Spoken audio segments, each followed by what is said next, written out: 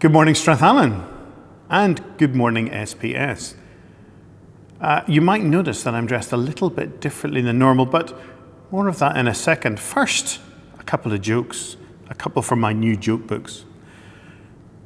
What did the wise men say after they gave Jesus the gold and frankincense? Wait, there's myrrh. And secondly, why is it important to be quiet during a sermon? Because a lot of people are sleeping. And hopefully you're not sleeping today. I have come ready to sleep in my pyjamas. I thought, after seeing so many of you over the last week or so curled up and cozy in bed, I thought, well, I'm going to join you. I'm going to do my sermon, my talk this week from my pyjamas. So I've always wanted to do this. I've always wanted to come into chapel when there's nobody else here in my pyjamas. And that's my theme. I thought, who's going to notice? I've always wanted to dress up like this. It is tempting at the minute, with online school, to just curl up in bed in our PJs with our laptop. I have to say, it is tough getting up in the darkness. Although some of you from further away are probably able to access recorded lessons at much more agreeable times. At the minute here in Scotland, in the depths of winter, it can be cold and dark, and it can actually be hard to find motivation sometimes. Here we are in January, another lockdown. It's icy cold weather. There's some sort of mutant COVID going on out there. Exams have been cancelled. Donald Trump is still in power, only just though. Liverpool aren't quite on song this year. Everything seems to be a little different. And it can be very difficult to find motivation at this start of 2021. Today, I want to suggest ways to find motivation, to keep going, to persevere. I want to follow up on what we talked about last week on perseverance. After all, there is a great example of really poor motivation in the Bible, which is another reason why I dressed up in pyjamas today. The disciples with Jesus on his very last night before going to be crucified. The disciples fell asleep in the Garden of Gethsemane. Jesus is praying away to God, full of turmoil, about to sacrifice his life in a horrible death. And the disciples just want to get their head down. They want to curl up in their pajamas. Emotionally, they weren't quite ready. Spiritually, they weren't ready for what was about to come. They weren't prepared for the suffering that Jesus was going to go through, and then the amazing miracle of resurrection. And it's that story that perhaps gives me an idea for how to seek better motivation, how to be more ready. Julia Samuel, a psychotherapist, has given many hints and tips about being motivated.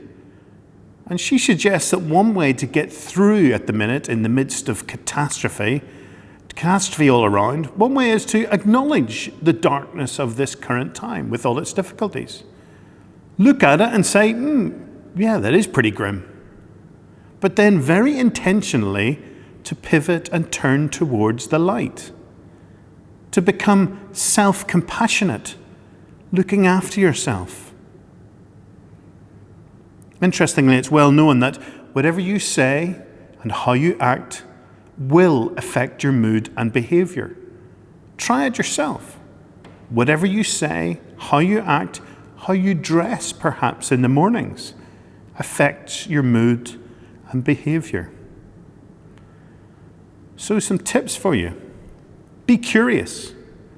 Be curious about the world and what's going on. Have the best day you can possibly have given all the limitations and the circumstances at the minute. Have the best day you can possibly have. Communicate with others. Have non-work related online chats. Preserve your sanity with expectations for yourself spectacularly low. Don't expect too much. Don't make artificial or impossible plans, which will only make you miserable when you don't achieve them. Of course, in January, I'm always tempted to become super buff, to lose 6 stone and to be the fittest man in the world. I probably, especially at the minute, shouldn't be making impossible plans, artificial plans like that, because it only makes you miserable when you don't achieve them. But having said all that, do not abandon hope. I keep coming back to this idea of hope. Picture your dreams in the future. Keep them in mind. Think about them. Think about what you're hoping for come Easter, summer, and later this year.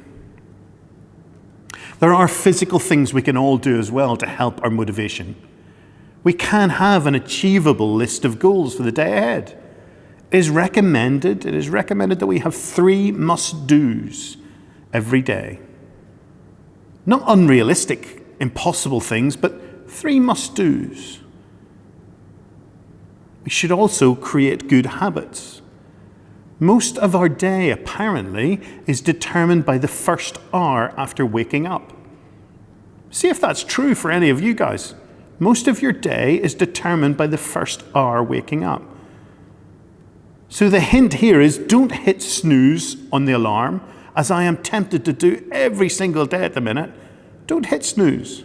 After hearing your alarm, count backwards from 5. And when you get to 0, jump up and attack the day. I'd love to think that I could do that, and I am going to try it. I did it this morning, and it did work. But it's hard to do. So I suppose ultimately that means that the PJs are going to have to go. And I suppose there is some merit in putting in some effort to look smart for all of you. Probably none of you would want me to be dressing up in PJs taking chapel every week. So be good to yourself. And then be good to others. We are all in the same boat at the minute. So do something today that helps work towards your hopes and dreams. Those hopes for a brighter future. Our reading today is going to be by Rory, and it's one of my favorite readings. I've read it in chapel, or had it read in chapel at least 3 or 4 times over the last few years. It's a reading from Isaiah 40, and for me, this is inspiring and motivational. Rory. Do you not know? Have you not heard? The Lord is the everlasting God, the creator of the ends of the earth. He will not grow tired or weary, and his understanding no one can fathom. He gives strength to the weary and increases the power of the weak. Even youths grow tired and weary, and young men stumble and fall. But those who hope in the Lord will renew their strength. They will soar on wings like eagles. They will run and not grow weary. They will walk and not be faint. Thank you, Rory. I wanted to share that with you because for me, that's a message that when times are tough, I should call upon God for help. That's what it says to me. He alone will answer all my needs and give me strength and motivation to soar on wings like eagles, to run and not grow weary, to walk and not grow faint. So join me in trying to be more motivated as the term goes on, to not maybe wear my pyjamas every morning, but to get up and attack the day. Have little small goals, have achievable goals that work towards those hopes and dreams for the future. Let us pray.